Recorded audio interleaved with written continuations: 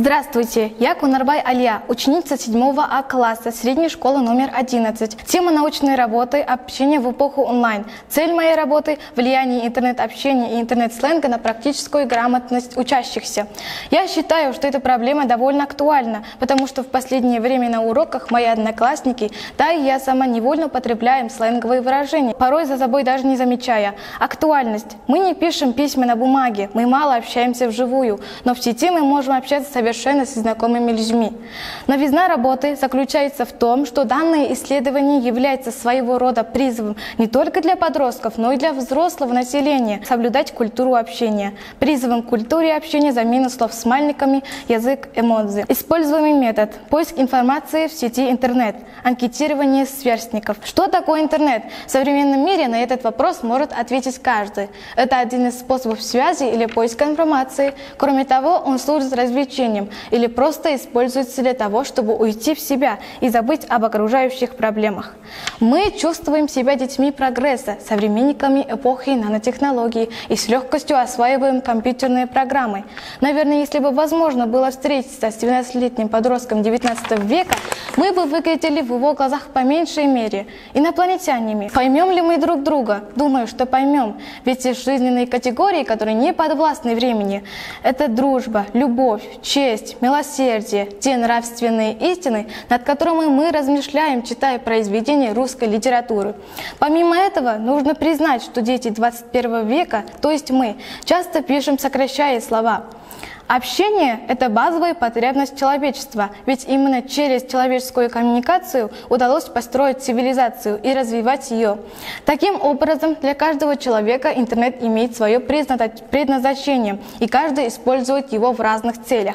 Пребывание в социальных сетях сегодня занимает лидирующее место. Юзер в переводе с интернет-сленга – человек, пользующийся интернетом, печатая на клавиатуре для экономии времени, пытается сокращать слова. Рукописные письма. Приходилось ли вам когда-нибудь писать письма? Редко? Конечно же. Не секрет, что сейчас, по сравнению с позапрошлым веком, письма писать мы почти разучились. Постоянно ускоряющий темп жизни диктует свои условия. Скорость, краткость, сжатость. Не секрет, что молодые люди составляют самую большую группу людей, которые используют интернет.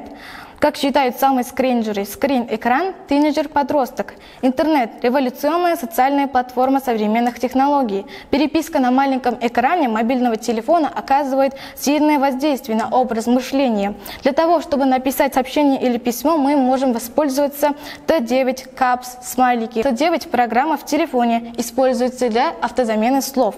Капс – большие буквы, для того, чтобы показать, как ты кричишь.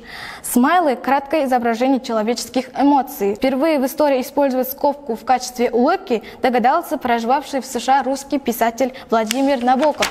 А профессор университета Карнеги Меллона Скотт Фалман предложил использовать последовательность символов в качестве смайлика уже официально, как средство письменной коммуникации с целью уточнения, конкретизации смысла основного сообщения. Эмотиконы предназначены для того, чтобы более богато и разнообразно дополнять смысл высказывания, уточнять его экспрессивную интонационную окраску. Пишущий создает текст не для себя, а для того, чтобы кто-то прочитал его и получил максимальную информацию. В этом заключается главная задача любого текста. Необходимо обязательно представлять своего читателя и его реакцию на ваше высказывание. Я проанализировала письменную речь и культуру современного общения и провела анкетирование, а также получила скриншот диалога друзей. Больше половины нашего класса не использует правила русского языка в интернете, тем самым портя язык. И не только человек привыкает писать безграмотно. Если в телефонах и в планшетах есть Т9, то на компьютере его нет. А чтобы не портить наш язык, нужно следить за грамотностью в интернете. Использовать знаки препинания. Безграмотность – это неуважение к языку. Заключение. Подводя итог вышесказанному, могу сделать вывод, что в современном информационном мире электронное общение преобладает. Поэтому мы, молодое поколение, должны сохранить нормы русского языка и в интернете. Мое предложение.